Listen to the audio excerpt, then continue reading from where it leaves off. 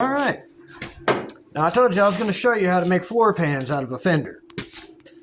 Now, unlike all those Saturday morning cartoon shows, car shows that we used to watch all the time before they took them off the air, they're like, oh, we're going to show you how to build this out of simple hand tools, and also they whip out this $700,000 tool and tell you that you have to have it in order to complete it.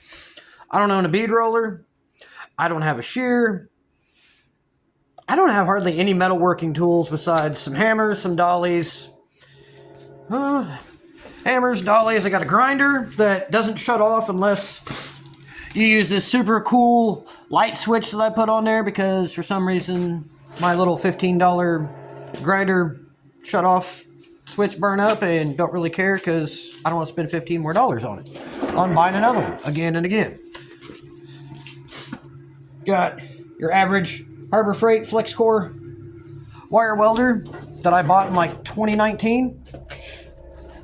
I did have this big ass 80-gallon air compressor donated to me by a very good friend of mine a couple years back. And I bought this on Facebook for $75 and had to do a whole lot of stuff to make it work again. And my dust collection system, just so you can look through this window that you can't see shit out in unless you turn the lights off, and then you can see what's actually going on in there. Because I need to put a new glass in it, but I just put one in it not that long ago that's already etched. And my fabulous dust collection system where I run a vacuum line or vacuum hose through the door, half-ass shut the door, and run the vacuum hose that way.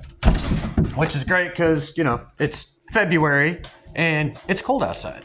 But yeah, that's it. That's all the tools I'm going to use to make this. Yes. Now you see where whenever they stamped it, they put this cool bead in it to add for strength. It's in some weird angles here and there. And I just made some relief cuts. Beat shit out of it with a hammer. You can't really tell where that's at. That's got a little bit of a bend to it, kind of like this one. And I'm just going to make a bunch of trapped shapes. Cut out these little sections here that I've been drawing in. Then I'm going to take this body line here off of the Danger Ranger fender. Kind of see it? Not really.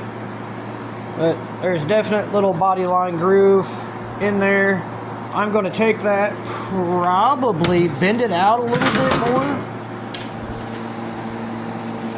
more into the shape that I want it to be, since, you know, it's already started, and use materials you have available. Is it going to be just like the original stamped steel one? No, because I don't have the plates and everything and the press and all that to make a stamped steel one. So I'm going to fabricate all this by hand, and it'll work. It's a floor pan. It's going to get covered up with sound deadener carpet, and nobody's ever going to see it. All it has to do is keep me from yabba-dabba doing my ass to and from the car shows and whenever I'm out rolling around. Now, I did use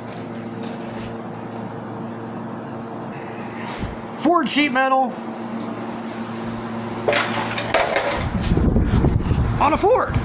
So, all the sheet metal police can politely go find somebody else to pick on, because I don't care. I'm just here to show you that you can do the same thing.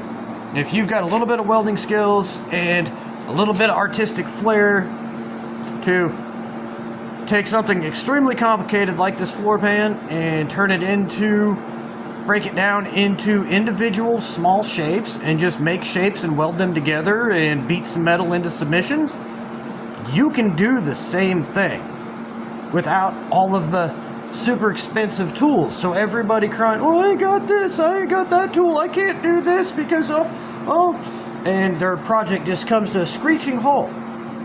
I don't have $1,000 for floor pans. Neither do I. So, we took some fenders and doors off of a Danger Ranger 2 years ago, and they've just been sitting out back waiting to go to the scrapyard. You know what? Looks like sheet metal to me. So, let's figure it out.